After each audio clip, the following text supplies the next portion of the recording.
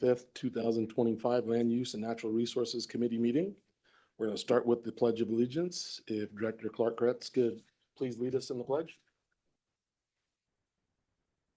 I pledge allegiance to the flag of the United States of America and to the republic for which it stands, one nation, under God, indivisible, with liberty and justice for all. Great, thank you. We have the clerk, please call the roll.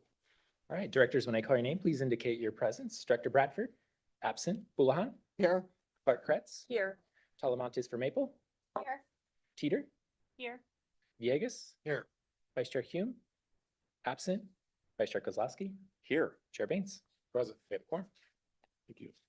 Moving on to the public communications. This is time for anyone who wishes to address this board on items that do not appear elsewhere on the agenda. If there's a member of the public that wishes to comment, this would be their time. There's no public comment.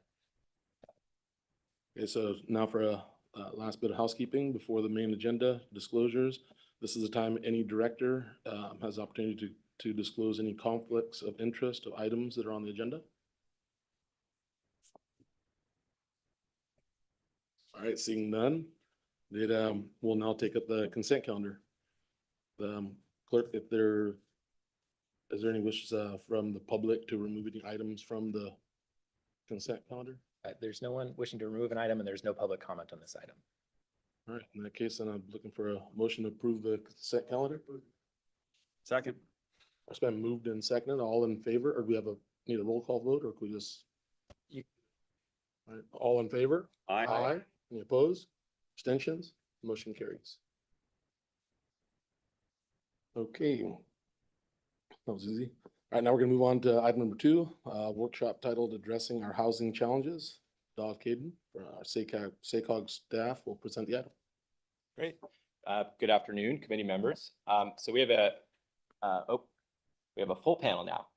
Fantastic full panel for you today to talk about some of our regional housing challenges and what we can do about them.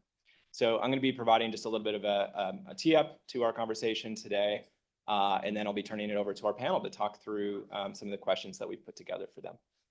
So SACOG has had a role in the topic of housing for many decades now. We play a statutory role in the regional housing needs allocation process, where we are responsible for developing a methodology to kind of distribute regional housing planning targets down to local governments.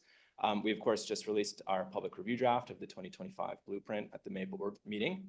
And that's a plan that has a land use component, of course.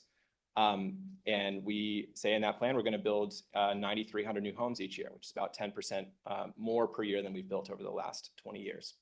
And then per state law, that plan has a land use forecast, right, that lays out this ambitious path for how and where that growth could occur over the next 30 years or so, in ways that reduce our impact on climate, achieve our regional goals, and ensure that we remain eligible for state funding. So we have a statutory role, but we also have a role that we've engaged in by choice, right? And that's as a means of providing a regional service to our member agencies to kind of accomplish those shared goals around equity and around environment and economy. And that has primarily been in the form of technical assistance.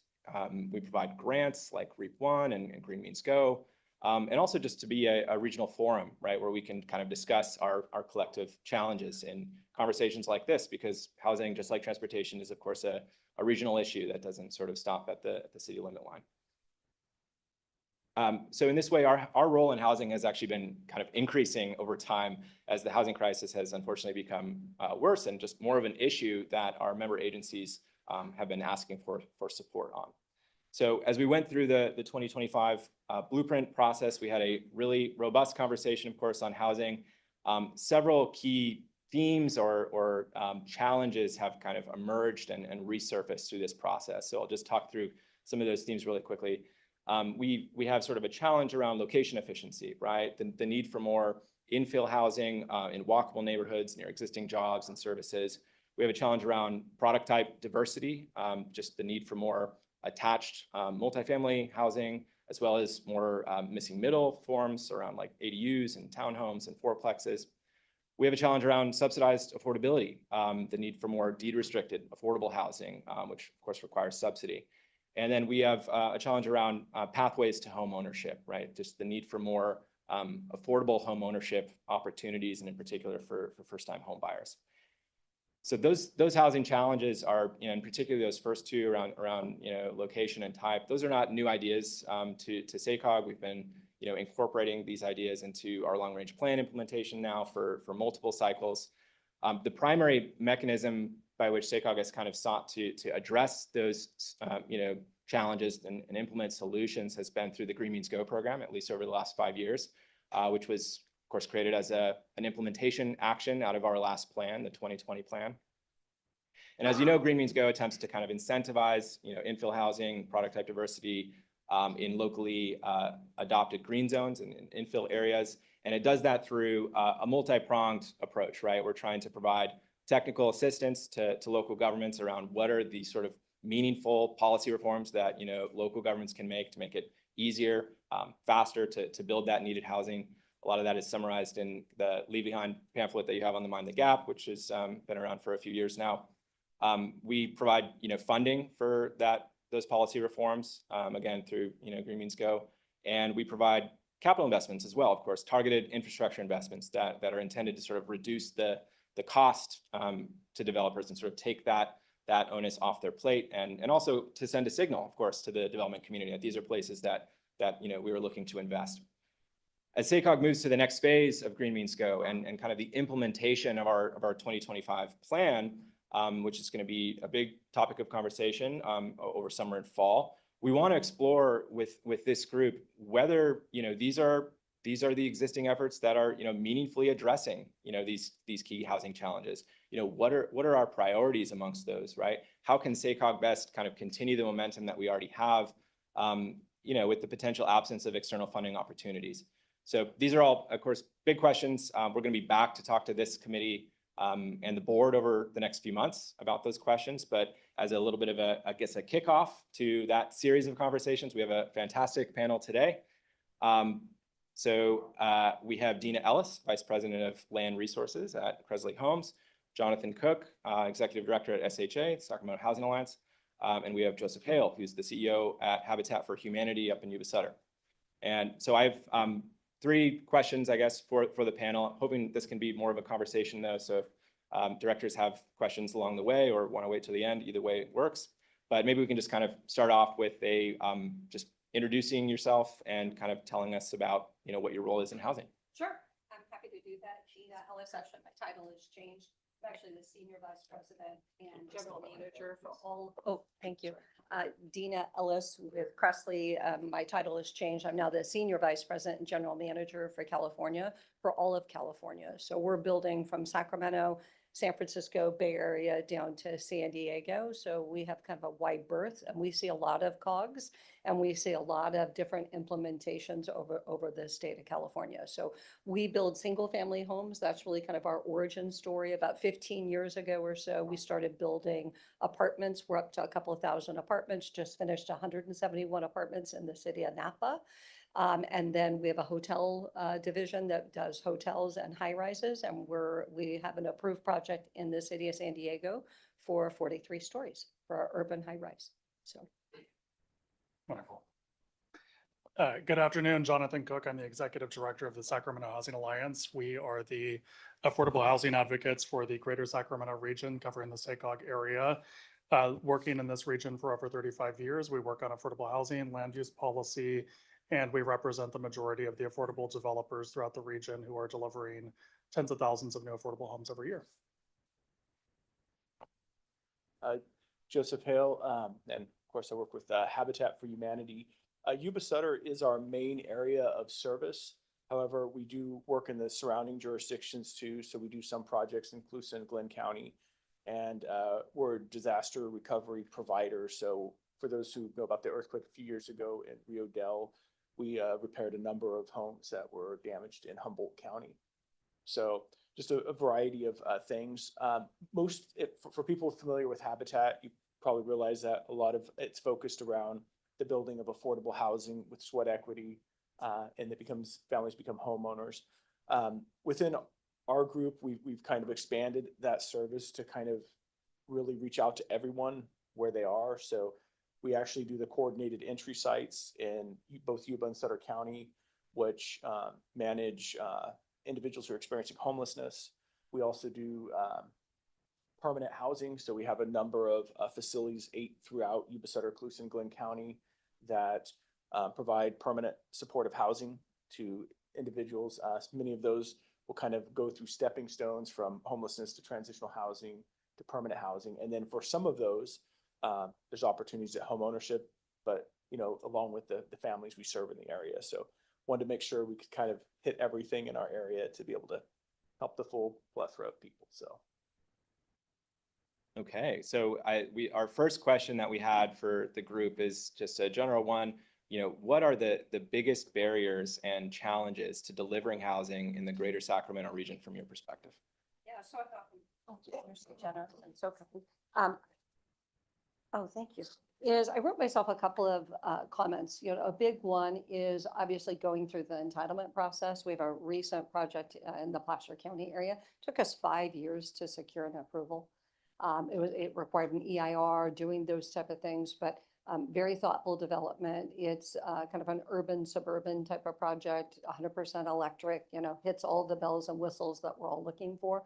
Much denser than what that city where it's located would typically like. But we see jurisdictional drag. The timing to get to public hearings, the timing to get to approvals is really difficult.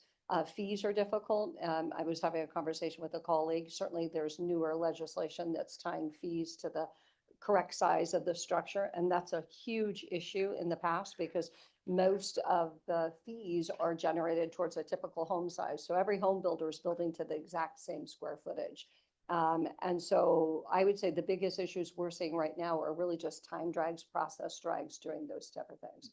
Certainly litigation is always a concern, but a lesser concern with housing being a bigger priority for the state and for different cities. So time is the biggest issue, getting approvals. On the affordable side, I would say the largest challenge is funding for localities, for cities and counties.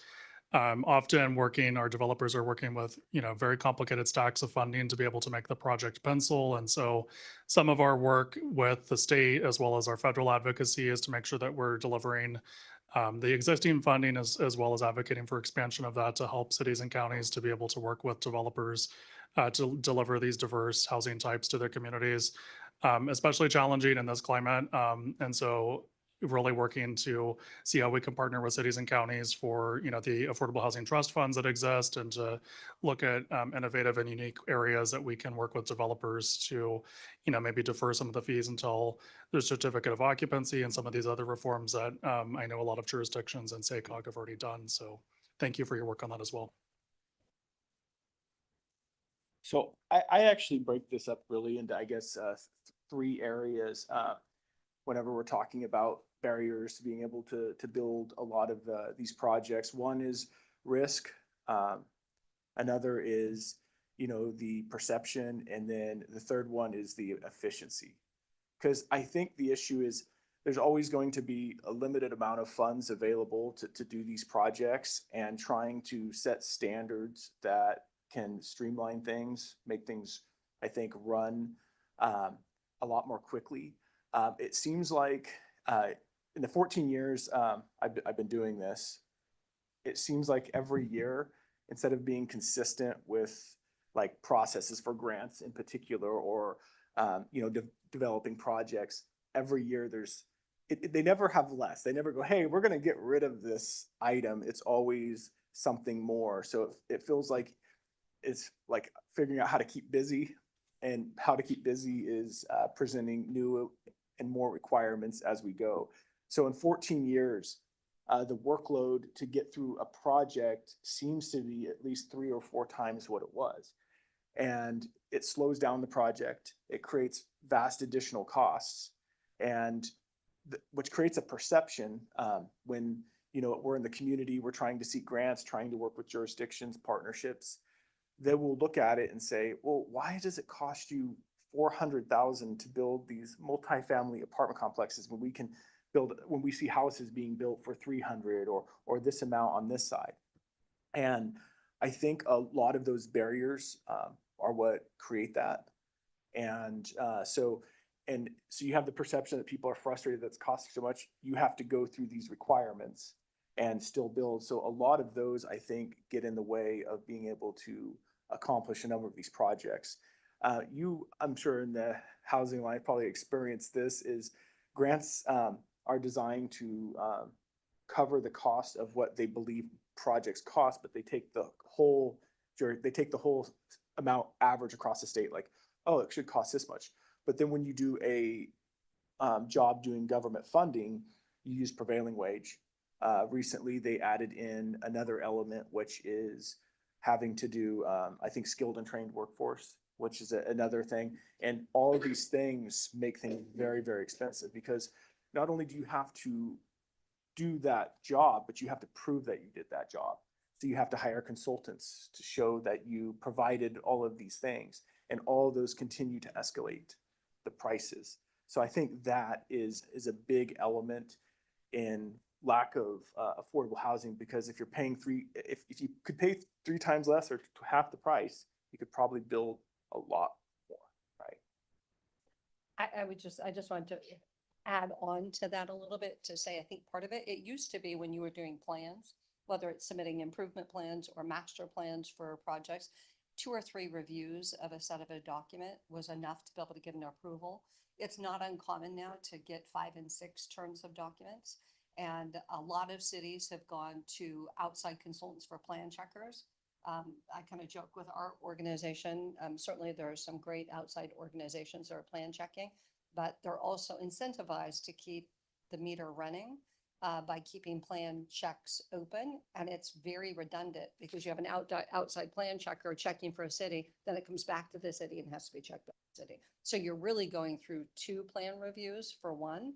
A lot of cities have downsized, don't have the capacity, don't have the people remaining. So you're really at the mercy of whoever you're getting from a consultant basis. So that adds time and expense as well. So it's really the luck of the draw. It's a lottery ticket on who you're getting as your project management team that is plan reviewing. What's their level of confidence? What level of skill set do they bring to something to review? So I would just wanted to echo on that. That is a big issue. Can I ask a question? Absolutely. I don't want to, I'm going to try and ask this question without telegraphing my personal opinion about it, but in an instance where you got a relatively straightforward residential project, okay? What would you say in your mind is the purpose of a plan check by a municipality? I think part of it is code checking, is just to make sure that the dwelling is safe and doing all of those kind of things. And this would never happen, by the way, but I would say this, part of what the counties have done, particularly Placer County and Sacramento County with their ADU plans, I have all sorts of opinions about this as well. So you're going to have to shut me up about this later if others want to speak. But those ADU plans are fully vetted sets of plans. Right. Wouldn't it be lovely if different cities adopted that even for some typical home sizes? Right? Maybe the only thing you're plan checking is the elevation changes. There's a 3-2, a 4-2, a 4-3. That would be one of the things that you could be doing to take some cost out. And so you're simplifying the process because the city is the lead on developing those plans. So you'd have to test it. But the ADU plans that have worked through different counties are working really, really well. Why that couldn't be implemented on a production housing where I'm a production developer and I build at a different spec level than others, but I can add, kind of frosting to the cake. I can add particular design elements that are accretive to the set of plans that are already approved. And those plans could be approved, whatever I'm adding to it. But going soup to nuts, 0 to 100, it takes a lot of time. Okay, so here's my opinion leaking through to follow up that question. Wouldn't it make some sense if the engineering and architect professionals who prepared all those things had a license to perform that work that connoted that they knew what the code was and could 100%. prepare designs for that, and that the builders who build those things also have to have a license Shouldn't we have licenses for those things that show that those professionals know what they're doing? Well, And we certainly, take, I and can't speak we for- mostly take the municipalities out of the equation altogether, except for zoning compliance. Right, that's an interesting idea. I would say for most home builders, most don't have civil. It's not hypothetical at all. All of those people have to be That's licensed to what I'm do that saying. work. Yeah. And That's what you call I a happen to be an headstand. architect, so I've always been But you're an offended by getting architect, plan and checked if like that. Presley hired you as an architect, Yeah. we're using your compliance and your licensure as a Literally a extension- stamp as an and a signature. extension for Presley's Yeah. benefit. So there is a license involved. Yeah. It just doesn't usually reside with the home builder. It's residing with whoever you. I have always supposed that the perception that the city or municipality, whoever the code authority, code checking authority is providing protection to themselves against construction defects. That's right. When, if there is a construction defect, the municipality doesn't ultimately pay any. AB 800. They don't have any, they don't have any responsibility for that. It falls on the design professionals and on the builders anyway. So thank you for helping, but don't tell me that you're protecting the city and the citizens in some special way when the other protections exist already. I've actually experienced where it's gone even worse than that, to where the city architect or engineer is overriding the professional opinion of the hired architect or engineer. And it's like, well, why do you think that your license and your stamp is more valid than theirs? So anyway, I'm taking us on a little bit of a tangent, but if we want to streamline the process, if we want to reduce costs, if we want to make it easier to get from A to B, the actual plan reviews for building code compliance are extraneous, in my opinion. So we could reduce them dramatically. Yeah. At the end of the day, I will tell all of you, a home builder is just an interim bank. All of those costs are bundled and ultimately are passed through in the home price to the home buyer. So people in California talk about the frustration of the cost of housing. All of those costs are bundled and we hold them in an interim period. Certainly can affect your margins in doing those kind of things, but ultimately you're paying for it. And so if we want to start to talk about attainable housing, we want to talk about those type of things. These are the type of reforms that we have to talk about. Yeah, it's So- not just the direct cost, it's the It's not. carrying cost of That's getting right. to the point where So you actually I sell love the residence. conversation we were having, and I've watched with a lot of focus on the green means go and doing those type of things. But if you could find a test city that could do that, from the ADU perspective for typical single family homes, I think it could be interesting. If you've got a couple of cities within your jurisdiction that would be willing to do that. Thank you. I'm sorry to kind of take us No, off on I a tangent. could riff there. on these conversations because there are real barriers. And so we see it every day when someone's declined for a home loan. We see it every day. You're just creating a walkway for people to be able to leave the state of California. And we have to collectively be around this table within our jurisdictions, doing those type of things to be able to address this. And so this is a really key moment, I think, for us all to have this type of conversation.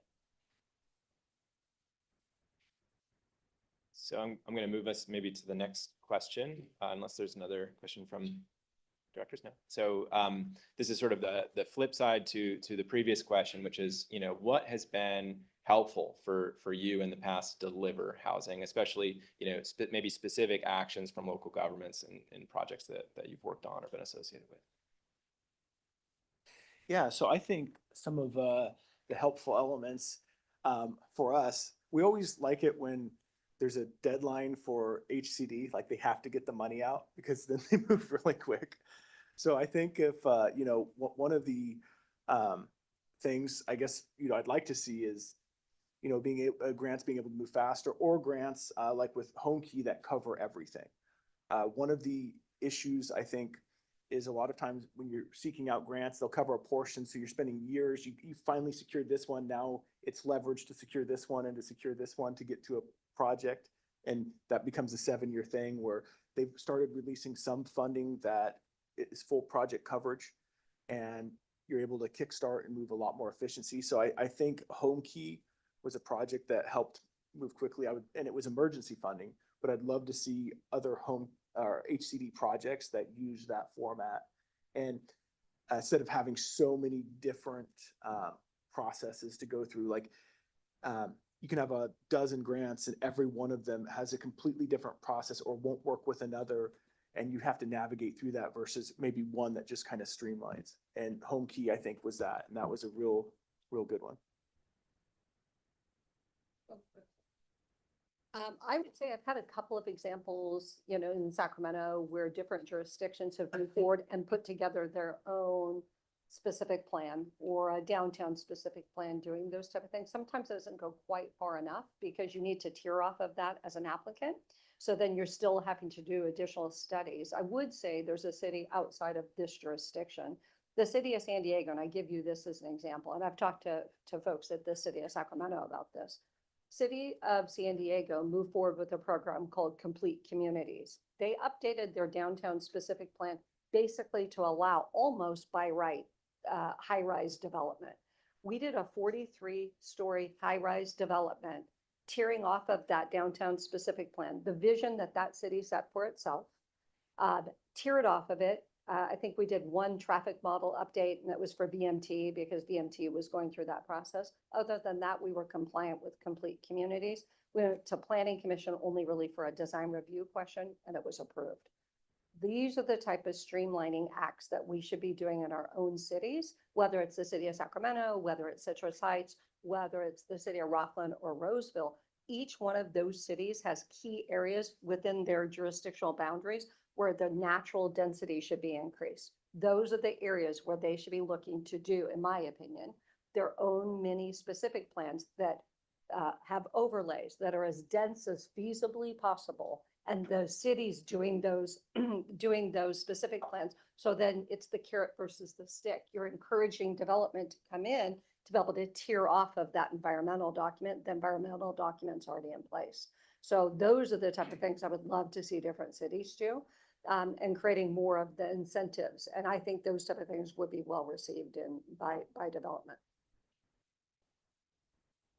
And for some of our members as well, jurisdictions supporting their applications for state funding has been very helpful, as well as some of the zoning work that's been done, like the city of Sacramento, for example, making it for greater density throughout the entire city for zoning code with the general plan update has been really helpful for our members who are often working with multifamily dense housing. So those have been areas, as well as impact fee waivers, making sure that there are creative ways that we're able to fund our affordable housing trust funds.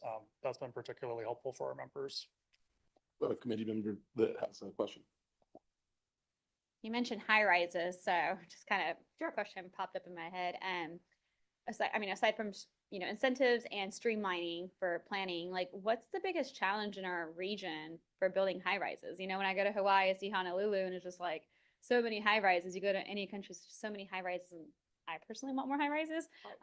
So what do you see as a challenge in the housing market I for think that? part of Sacramento, from us carrying everything and doing development, from the Northern California through Southern California, part of it is particular market preferences. I say this all the time. You have to grow out before you grow up. And I think Sacramento is kind of filling in those gaps. Sacramento is probably right on the precipice. We had a whole range of type 5 development that moved through last cycle in the city of Sacramento. Now I think you're probably going to see the next wave, which is kind of type 3, which is going to be the 7-8 story building, those type of things. So I think when you've kind of reached the outer limits of that next wave of those types of buildings, in my own personal opinion, I think that's when you'll start to see high rise. I think too, it's a different development type. It's much more expensive. And when you're doing market rate, the spread of what people can afford versus the construction type is very difficult. We're just not quite there. But eventually we'll get there. So in a market rate project, the spread is just too great between high rise costs and high rise rents or sale price.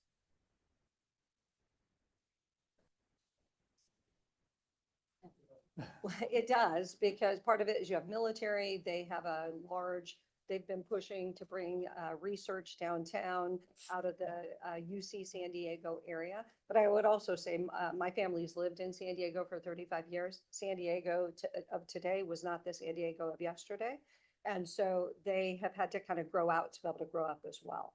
But I would say they have, so they have done some interesting policy. I think that would be a very interesting mission trip for this group to be able to see and to study and to collaborate with that particular jurisdiction to see what they're doing. Because they've basically removed the majority of the barriers, and now I have to compete with everyone. And that requires me to do a different type of project to compete because the barrier to development isn't there. I volunteer to go on that mission. We'll go to a Padres game, it'll be fun.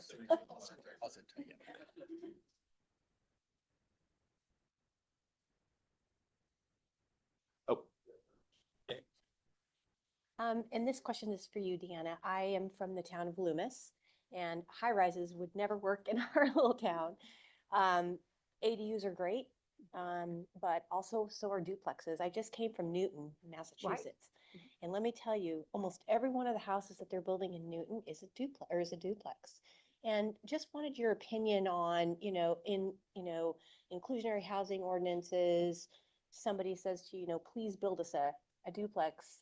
What would be your, It's barrier for that? challenging. It's challenging because again, I go back to that equation. Everything that I build, at least as a home builder, ultimately those costs have to be passed on to whoever the home buyer is. So that an inclusionary ordinance is basically a tax on whoever the home buyer is. And so that doesn't mean that you, as a city, can't be building things that are more humble housing. I come from humble housing, so I know of what I speak. It doesn't mean that you can't be pushing density in particular locations in Loomis. I think there's some terrific locations in Loomis where density could be appropriate for Loomis. Doesn't mean it's a high rise, but I think there are some type 5 projects, apartment projects that, particularly along the Taylor Road area, it feels like that could be a natural place. And part of what I see, this is only my lens, my personal lens. I haven't lived in Loomis, but I did live in Rockland for a long time, and I live in Granite Bay now. Is cities should be choosing where they want their density to go. Otherwise, the state and others can step in and choose that for you. And so I think it's better to lean into solutions that's my own personal opinion, than to kind of not even fear the unknown. So I see some particular areas right across from High Hand, some of those kind of things where you could be doing some things that could be Right. interesting. I think a lot of people in our town like the idea of, a 10-unit neighborhood, and Sure. one of them is, one of them is a duplex on the corner, and it just, you can't even really tell what they are. Mhm. So as a builder, what would be the biggest barrier to something like that? It'd be best for us to kind of come up with an idea of what we want that to look like for you, or is that something that you as a builder? Certainly we've faced that before, but it comes down, it's kind of like a 3-legged stool. If you have inclusionary in a city, then that means something has to give in that equation. A pro forma won't hold up. So your site development is going to have to be less expensive. Your fees are going to have to be less expensive. The cost of land will have to be less expensive. Something there has to be less to be able to afford the cost to be able to pass on that additional, inclusionary obligation. And so we have had to do that before, but where we have, one of those things have had to change to be able to make it work. But what I get is, for instance, in Newton, is that it's something that is of value and that people are buying these to invest. So I feel like there's a little bit of a catch-22, whereas it may seem like building a duplex is, adding a little bit more money, but at the same time, it's kind of a great investment. And so I feel like I'm not really convinced about that so much. And so I just wanted to hear So- for you as a builder, Sure. basically, is it super expensive to build a duplex compared to just a regular home with an It's about the ADU? same because you have Right. sprinklers, you have Right. all of the same, it's just smaller. Right. And so that's what I was saying before. I think you can do things that are more humble housing. The finishes on a typical single family home versus what you might do for an affordable. That's a difficult conversation when we talk about equity. Mhm. But that, you may be able to do laminate cabinets instead of doing oak cabinets, something Right. like that. Right. Those are the type of things, because housing is more important than the sure. finishes that are in the But house. it's just the sheer size of the house that will make it That's more a big affordable, component of it. right? Yeah. But the other side, I would say, and I'm originally from Boise, Idaho, and my single parent, I had subsidized housing for a short period of my life, and I'm firmly committed. I've seen both sides of it, is Unless a jurisdiction is going to tax itself as its own city so that everybody's carrying the weight of that, it can't be the developer at the end that's picking up all of the obligations for the affordable housing of the city. That's my own personal opinion. Right. It's just because you're tagging the very last person in the door to carry kind of the sins of the past a little bit. Mhm. And so, and I have seen it, I've lived in those and climbed out of those things through education with my parents.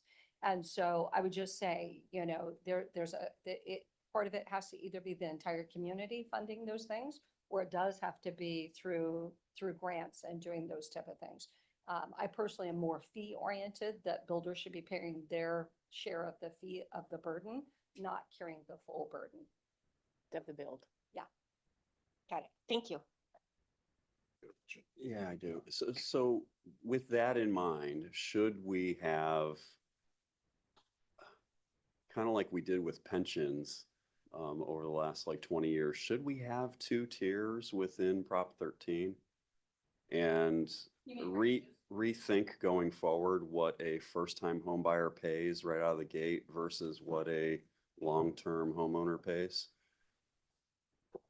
I know that's kind of I'm gonna philosophical, take but this, you poor man, are gonna take on this panel. I would have say- this like theory that Prop 13 is doing exactly what it was designed to do, which is allow people to People in. stay in their homes for as long as they possibly can. Potentially that's. But Mhm. every single year where the consumer price index is higher than the limit on property tax increases, they're getting a bigger and bigger and bigger and bigger and bigger discount on the services provided by the municipality. Mhm. It's an exponentially increasing Wider. discount Mhm. to the point where they're not contributing effectively in some cases, when you hit a certain Negative. point, yeah. So I should think Prop something 13 like be that, reformed? if you want to attract and retain young people or folks of more limited means to be able to stay in your state, you may have to do something like that. Or some type of overlay tax or doing something unpopular politically is, one of the answers I would like to see is kind of what we were just talking about, is that we're building smaller, we're building to the middle of, and I mean every builder. We have builder representatives in the industry here today. Almost all builders are building to the middle, to almost the exact same square footage. Why is that? It's because of fees and it's who can buy what house is. And so, but if we could spread that out, so you could do 1,000 square foot detached single family home potentially, or using SB9, doing some duplexes, doing those kind of things. You need jurisdictions that will work with you, that will stand up with you when you take that initiative to do something interesting like that, and you don't end up in litigation for that type of thing. But I think it's the spectrum of housing. We all talk about missing middle. It really is missing. It's not being built. And part of it is the market is not fully absorbed yet, that fees are now going to $1 per square foot basis, which was a big issue in the past. That's why no one could build those smaller houses, because you were leaving fee dollars on the table when you should have been building a bigger house to that fee matrix. So hopefully over time that starts to change. But I would love to see that. I would love to see some small, I bought my first house in college. Who can do that now? My kids who are in college can't do that. It's a lifetime, you graduate from high school or college, you have to find your place, you get married, oops, you get divorced, then you need to kind of scale back a little bit, then, anything can happen. You have lots of kids and then they're gone, and then you have grandparents that need, some place to stay. I mean, I just feel like as a human, I've lived and loved to live in duplexes several times. Because I had to, I needed to. And I just really, really want my community to have, the opportunity to have more senior housing and more housing for, my daughter can't afford to live in Loomis, and she's married to a CHP, and it's, and right next to him is a Vacaville police officer in Roseville. And it's like, I just really want to I see. think things that are happening with mortgage financing, now ADUs can be financed. Yeah. 3 years ago, that couldn't happen. So I think that's an interesting evolution, because now you can build it and you're being incentivized to put a loan on it to be able to rent it to someone. So I think over time, hopefully that can happen with duplexes and row houses and doing those type of things too. I think, So- yeah, I was gonna say, I think one of the other elements that is occurring is affordable housing isn't affordable. The biggest issue is going back to efficiency, when you apply for a grant with HUD, a nonprofit or group has to invest a lot of money initially, risking not on an investment, but on the potential of an investment. So say if I want to apply for this grant, I have to put in, say, 100,000 in preliminary work and I might get turned down. In fact, grants nowadays are more than likely to get turned down than to get funded. So there's, everyone's paying the risk. So I think what happens is it limits the amount of people who can do it. It limits the amount of areas it's in. And then you have the amount the person can pay is going to be a lot less than a market rate house, but you're paying twice as much to build it. So it's not a double the issue, it's quadruple when you're talking about going through and making affordable. So what happens is the state jurisdiction or someplace has to subsidize that, has to subsidize the amount of work. And a lot of it is just way too many processes. I feel like people are trying to figure out how to keep themselves busy by creating a vast amount more unnecessary work.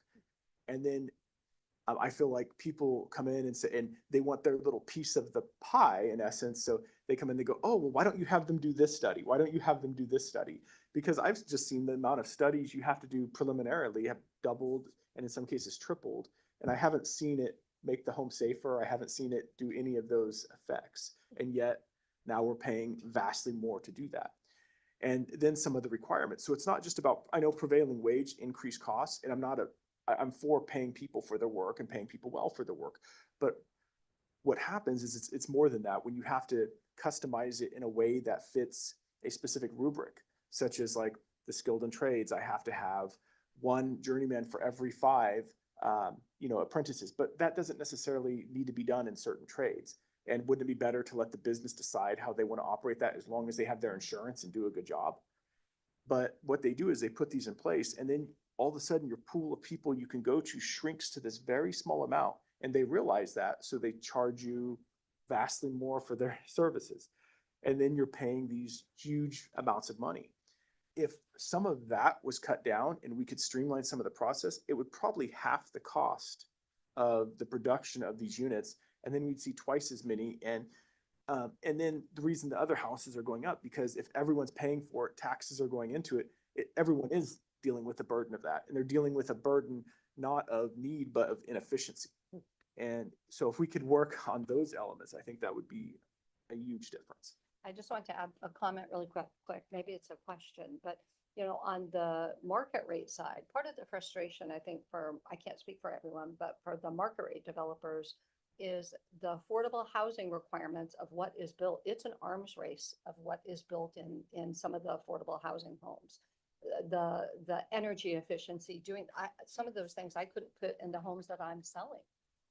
So if there was a way to and again, that's a balancing act, but if there was a way to balance some of that, because if you price some of those affordable housing units against market rate units, your units are much more expensive, whether it's prevailing wage, whether it's the bells and whistles that are going into the house. And that becomes very difficult. And then we talk about wanting to build more, and instead of building more, we're building fewer kind of Taj Mahals. Yeah. So just to respond, so I mean, our view with the Housing Alliance is that, governments have an obligation to provide housing for our lowest income residents. That's not going to change. We would agree, most of our developers would agree that we need streamlining from the state to make it more effective. Part of the package that the legislature is looking at this year is around streamlining a lot of the processes at HCD for the tax credit applications. The California Housing Partnership issued a study that showed that just the applications for the tax credits have added tens of thousands of dollars per unit in cost. So that is driving up the cost, and that's something we can address as policy and decision makers to make sure that we're streamlining for tax credits. I also just want to point out that, market rate and affordable are different business models. So for our developers, they're building deed restricted affordable housing that's providing that affordable rent for 55 years. And so it's a little bit different in that the costs are up front, and so they're maintaining that affordability over 5 decades. And so, for some of the state requirements, that's, out of our control. So being able to make sure that we're investing in Z&E and all of these other requirements does add cost, but they're also wanting to make sure that they're able to have really high quality building materials to be able to ensure that those units are going to be habitable for half a century. And so it is a little bit different, but we all acknowledge that we need to bring down the cost of both market rate and affordable development. Okay, I got one more question for the panel. This is sort of a wrap-up question. What would be one or two things maybe that you would want to change, a specific policy change? We've talked about many of these things. Joseph, you've mentioned more streamlined state funding and using HomeKey as an example. Jonathan, you mentioned the general plan update in the city of Sacramento, which removed density restrictions citywide. And Dina, you mentioned a few things, including pre-approved prototypes for product types beyond ADUs, right? And then specific plans with buy right processes. So if those are your one thing that you want to impart to this group, that's fine. But if you have another one, I think we'd love to hear what your primary recommendation would be to these decision makers. The only other thing I would add too is infrastructure, depending upon where you are building, not so much applicable to greenfield development, but in infill locations, oftentimes are more expensive. So although that's where it can sometimes be desirable, I was saying that three-legged stool, if the cost of the infrastructure is more expensive than the cost of land or the cost of the vertical has to be less expensive. And so if there was a way for the CIPs for cities or for infrastructures, Green Means Go, doing those type of things to find more areas where aging infrastructure could be updated, that would incentivize more development in those infill locations that are key for each city, I think that would be fantastic. Yeah, I would also echo that on the infrastructure, especially for infill. A lot of our developers are doing infill and it is more expensive. So any opportunity that we're able to have to work with jurisdictions to make that easier on the front end and work on that together is always welcome. And then I'll just echo again for my earlier comments around funding. That's one of the biggest challenges for our member developers. Just going really back to, I think if we could streamline processes, just to kind of give a quick example, like if for those of you in the grant world, when you get a grant application off and on, they'll have 100 different measures. For me, the measure is what's your population, how many people are struggling, how many need housing. But their application will be are you within 0.4 miles of this service? Are you within 0.8 of this? Or is this portion of your population have this level of mental illness? So there's just so many things, and people are researching that. So people are getting paid, time's getting used up to research that. So to me, it's like, if you have an affordability, people need housing, let's get people housed by keeping processes more simple. And it allows more people, like, I think we've had an application where we got 2 less points because we were 0.4 miles from a bus stop instead of 0.6 miles from a bus stop, and we needed to be 0.5. That lost us funding. So 100 households couldn't get built because we were 0.1 mile difference from a bus stop. And it's like, should that be a factor in the need for a family needing a place to live rather than, living out of their car or somewhere else? I'm sure they would have been fine. If I asked every one of those applicants, would you have been fine walking 0.1 more miles? They would have been good with it.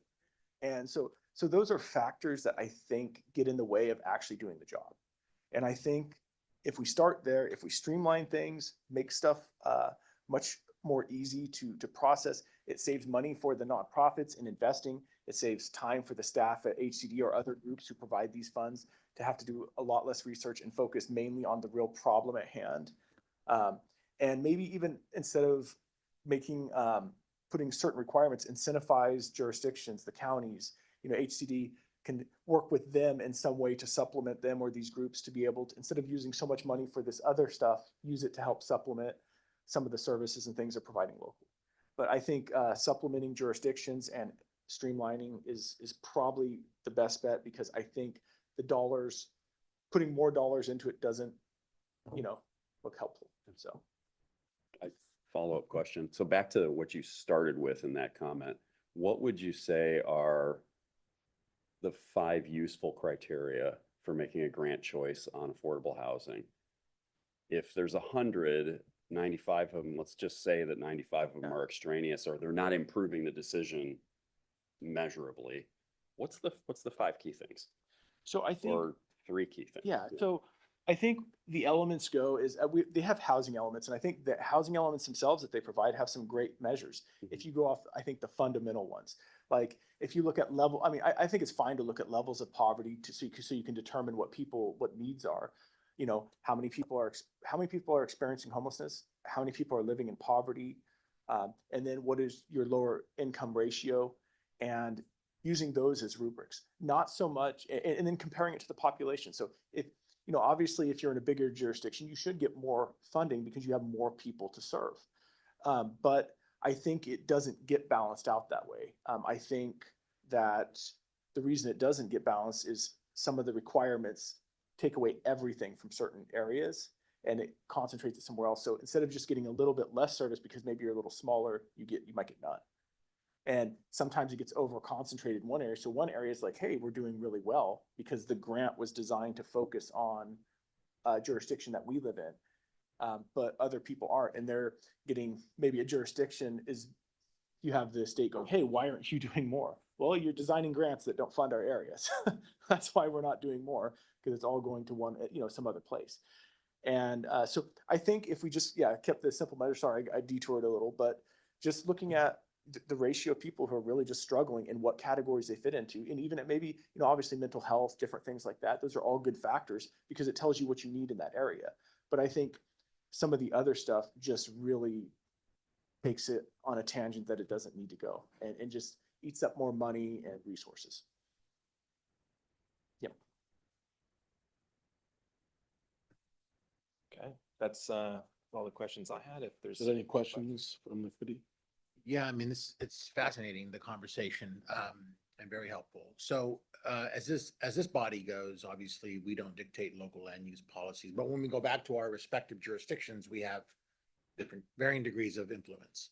And what I heard early on was that the kind of the biggest challenges and the barriers to kind of accomplishing this sort of larger mission around building more housing had several things embedded in it, but I heard at the very end, you kind of said time. Time is money, I suspect, and translates into a lot of money, given all the time of the meetings and the reviews and then the third-party reviews and then plan checks, and then somebody else has another opinion about the plan check. And I just wonder, are there any good examples that you've seen where artificial intelligence is being used? Because I suspect we're going to get there pretty soon, whether we like it or not, where all the codes are dumped into a system. They're reviewed by the application, whatever that might look like, and over my head on this thing, but and then it's yes or no, right? Are we there? What are the issues? And then the staff ensure that that's accurate and some quick review, and then you're off and running to some degree. I mean, I'm oversimplifying it. I think that's a really sage comment. It's going to happen quicker than we realize, and the redundancies that we have in our systems, in businesses and in government, if people are embracing AI, could actually be, Or really. or I've seen homes being built with 3D. Oh, AI. So it's a matter of time before aspects of the time that are money, that translate to money, are going to be absorbed by technology that'll create levels of efficiency. And I just was wondering if there are good examples of that you've seen. I'm not seeing it yet in any building plan review by any particular city. I'm not saying builders really use it yet. What I am seeing builders use, we just actually had a kind of roundtable discussion about this with building industry, North State building industry, is you're seeing people kind of bite around the edges using AI to implement different components of managing their staff and their time. So whether it's read AI in meetings, like a meeting like this, you can record it. And then when you go back to your desk, you get the read. It's super helpful. Isn't it so helpful? Is everybody knows exactly what they need to do. Or whether it's Notion, where you're memorializing different things in your company. So if you work in one component and I work at a different, you can be like, what do they do? Oh, I can look right there and see what that particular group or that division's doing. Okay. Or write for and other types of groups for task management. But I'm not seeing it for building plans, but I think we are right on the precipice of that. And then It I'll would be just- great again yeah, to see a city be brave and take that risk. Yeah, and I'll just wrap up by saying, because it seems to me, in my experience, given conversations like this with home builders and Crestly Built in West Sacramento early on, was all things set aside, a degree of certainty, right? So builders come in, they need to know what is expected, not moving the goalpost on, fourth quarter kind of thing. And that certainty could be accomplished through aspects of it anyhow. So, all right, thank you. Oscar Revit is going to become sentient before Skynet. That's Yeah. the top line drafting program, I'm telling you. Eventually, you're going to sit down and be the architect, and it's just going to ask you questions until you have a full set of plans in Right. front of you.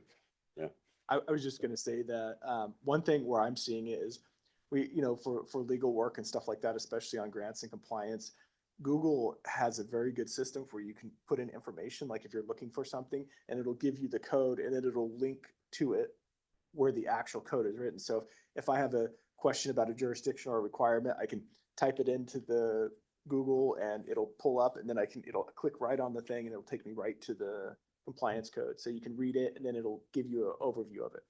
So that's been actually pretty helpful.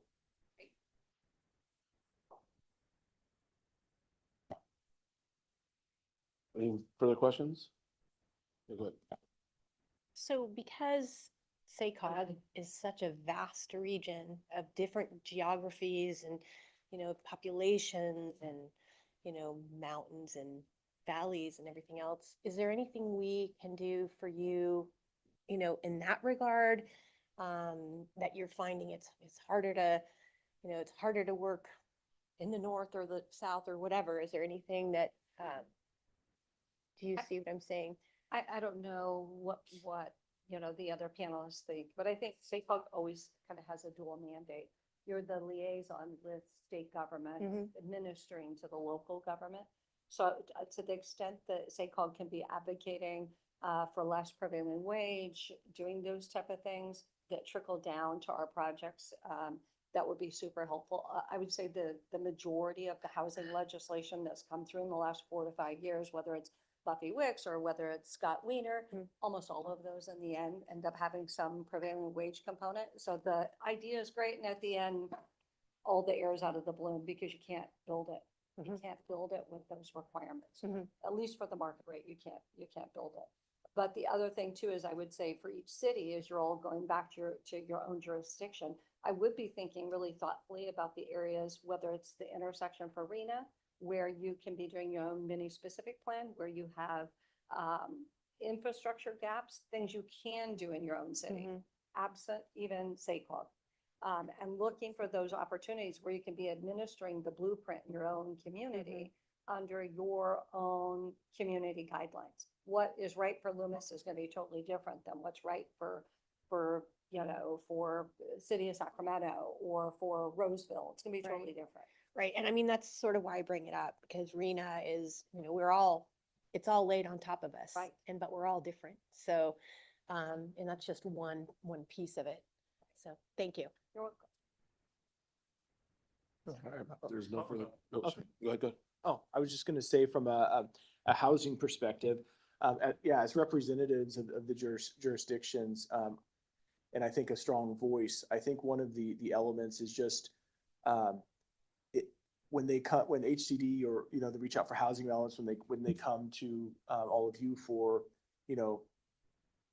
requirements or things that they're gonna present or things that they want is, just looking at that and writing that information from the nonprofit perspective that if they want affordable housing, they have to be efficient, they have to be, much easier in their requirements in a sense to create less work and, look at elements of, maybe exempting low-income housing from prevailing wage work. It's not that people aren't going to get paid, well for the work that they do, but I think what it does is it gives us a greater variety of people we can work with, greater opportunity, and doesn't require, and you're not reporting on a ton of extra oversight or things like that. I think at the end of the day, people are going to all try to provide competitive, wages for projects that they're trying to accomplish.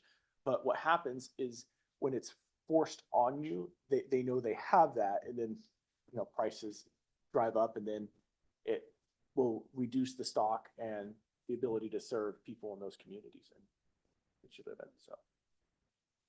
Yeah, and I think, the regional approach with SACOG, I think that has been land use, that's always helpful, but, you know, recognizing that the housing needs are gonna be very diverse. Winters is gonna have certainly different housing needs than Kings Beach up in the Tahoe Basin. So, you know, our developers are mindful of that and wanting to meet folks where they're at.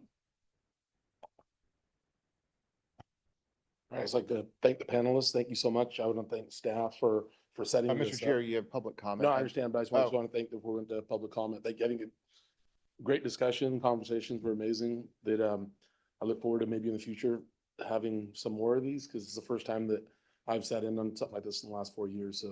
So thank you. Thank you for allowing that. We do have some public comment. First, speaker card we have is from Herman Barahona. You'll have 3 minutes to speak. I'll give you a 1-minute warning. Thank you. Hello, members of SACOG. This committee is very interesting to us. Thank you, James Corliss, for the conversations our coalition has had with you over the last 6 months. It's been a learning experience. We are representing the Sacramento Environmental Justice Coalition. We have 30 community institutions, churches, and nonprofits across the SACOG Valley, where our everyday experience is working with the farm worker, the service employee, the elderly, and the disabled. And we organize to advocate for a little bit of dignity and respect. It is very troubling for us to see an LVN who lives in a car and has to go to work every morning. And when we try to find her affordable housing in any jurisdiction in the valley, it's virtually impossible. We have 1 million people like that in this valley. 847,000 people earn less than $2,000 a month. And so our concern here is, how do we include these communities so their voices can share their stories from their own perspective, so we can streamline, so we can carry the burden from all the stakeholders that are dealing with these problems. We definitely want to include that. When we met with SACOG a few months ago, we had a tentative invitation to Secretary Tomiqua Mas. She'll be visiting us here with the Placer Community Foundation. And that's going to be a great place to also feature some of the best practices out there, like the city of Roseville and their specific plans. They're doing a great job meeting the RENA requirements. And we have other cities that are also very excited to work with us, like the city of Lincoln, on building more affordable housing. So thank you for what you're doing. We're going to track this work, because we have a lot of good news to take to our folks, but we definitely want to be able to tell them we have housing for you, especially our elderly and disabled.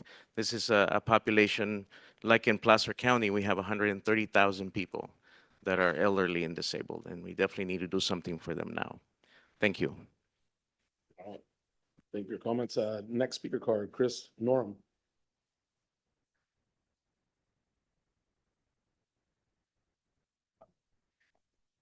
Good afternoon, board members, SACOG staff. Chris Norum on behalf of the North State Building Industry Association. Just wanted to, first of all, thank you for having this event and having it do kind of like a deeper dive on this topic.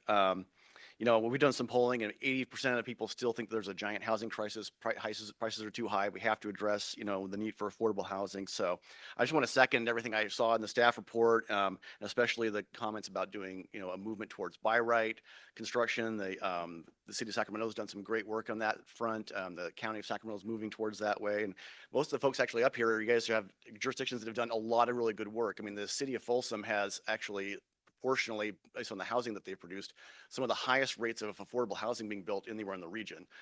Sacramento County is undergoing a major set of reforms. City of Sacramento has done a number of reforms over the last 10 years. We're proud to be great partners with those jurisdictions. And it's not to say that there's still more work to be done. And I also wanted to, I know I'm limited on time, so I'm going to kind of go through this quickly, but there was just, interestingly, a recent RAND Institute report that just came out. And this is one of the most respected institutes for policy and economics in the state. And they just came out with a report on multifamily and why it's so difficult to build multifamily in California. And their conclusions, not mine, their conclusions is California is the most expensive place in the whole country to build. Construction costs per rentable square foot are 2.3 times higher here than in Texas. Affordable housing production is 50% higher than the normal market rate houses sold in this state, and 400% more than what it is in Texas. Why? As our friend from Habitat for Humanity pointed out, the labor costs are significant here in California per state law. That's not something that we're in a position to do anything about, but our friends across the street can. Architecture and engineering fees are super high. And anyone who knows me knows that we start talking about fees a lot. I'm going to get into this in a second, but production timelines. And this is something that I think is a really soft kind of policy area for a lot of elected officials. It's something that you can write in a code of this is what you should do, but it really comes down to staff and how they allow things to proceed. Do they allow concurrent reviews of different plans to move through the process? How much are they sticklers on things? I just dealt with a jurisdiction the other day that we had a project ready to break ground on Monday. On Thursday, they said, well, you don't have enough of your subcontractors here, so we're not going to let you guys proceed. So I called down there. Eventually, they said, okay, we're going to let it proceed, but you need to have another meeting quickly or after. But those are the kinds of examples where it's staff saying, no, I'm not comfortable because you don't have enough people here for me to talk to and tell them what I want. And those have real material effects. I was going to stop an infill project of 30 units for not being able to be built for the whole summer. We're going to lose a construction season because one staff person said, I'm not happy because I want to talk to more of your subcontractors. These are the kinds of soft things that you can't really put in policy, but it has to be a cultural change at the top that has to be filtered down through your staffs. I hear that. I'm just going to wrap up real quickly and say that, fees are super important. We're at $100,000 a door. We did a study a couple of years ago that showed that this region is significantly higher than competing areas like Riverside and Fresno. And, if you get over about 20% in fees, you hit this magic marker point where you can't make it feasible anymore. So these little incremental fee changes, like on park fees, affordable housing fees, engineering fees, that might in total add up to an extra $10,000 or $20,000 is enough to kill the project. So those are the kind of things that we ask for, contributions from you guys to try to look at that when we challenge fee studies and try to reduce those by just a few $1,000s here and there. It has a real material effect on the feasibility of projects going forward. So anyway, thank you for indulging me with a little bit more time, and thanks for putting this all together. Great presentations. Thank you. All right, thank you for your comments. Is there anyone else from the public that wishes to comment on this item? There's no other public comment. All right. Okay, anything else from the committee? Thank you. I just want to thank you, the panelists, for coming out and sharing your insight. The issue that I see is, and we can discuss the societal implications of this another time, but housing is a commodity and it's subject to supply and demand economic pressures. And the system we have built for ourselves, unfortunately, is painting us into two very distinct boxes. Market rate housing that really caters to a particular demographic only, or capital A affordable housing that is so complicated by the time you put together the financing stack and all of the pile-ons that because government says you're using subsidized money, therefore you have to have these fit and fixtures and prevailing wage and Title 24 requirements and whatever else that makes it more expensive and 400 times the cost to produce. And so, at the end of the day, and what I've been trying to harp on in this committee and in this agency and also back at my home agency, is that if we don't figure out a way to break loose with more housing types across the spectrum, all we are doing is compacting that demand into fewer and fewer units. And that the unwelcome outcome of that is that you're seeing traditionally affordable neighborhoods, historically affordable neighborhoods, that are being gentrified, and people are being displaced and have nowhere to go other than into very expensive housing to provide. So it's not a nut that we're going to crack today, but thank you for sharing your insights. Appreciate it. Any other comments from the committee? Just in case anybody would like to hear Chris tell his story a little bit slower, I'll buy you a cold beverage at Burning Barrel in Rancho Cordova tonight at 5. I'm sure he'll be there and can talk at length. All right, we move on to other matters. This is time for any member of the board to provide updates or to address issues on any item that is not on the agenda. Got mine. You guys got yours. Anything else? Chair All right, if there's Baines, I just wanted to quickly round out just the whole, first of all, again, thank you to the panelists. And if you wanted more discussion, we're happy to have more discussion. And just to build on how Dov opened this, in our long range plan, which we hope that we're going to be able to adopt, the board will adopt this fall, right? The thing we've learned through all the analysis, the thing we've heard through all the public engagement is we have multiple housing crises in the region. And the thing that we hear from many jurisdictions is basically help. This is now bigger than any one of us can solve alone. So the question we want to explore with you, and really today was intended as a kickoff, is what should not SACOG, but what should the region, what can the region do? What should the region do together collectively to try to tackle these challenges? So stay tuned, because if you're interested and you're willing, we're going to dig a little bit deeper in the months ahead. So thanks again to our panelists. Thank you. Now, if there's no further questions or updates, the Land Use and Natural Resources Committee meeting is now adjourned. The lunar meeting, next lunar meeting will be held on Thursday, August 7th, 2025, 1:30 here in the same boardroom. Thank you.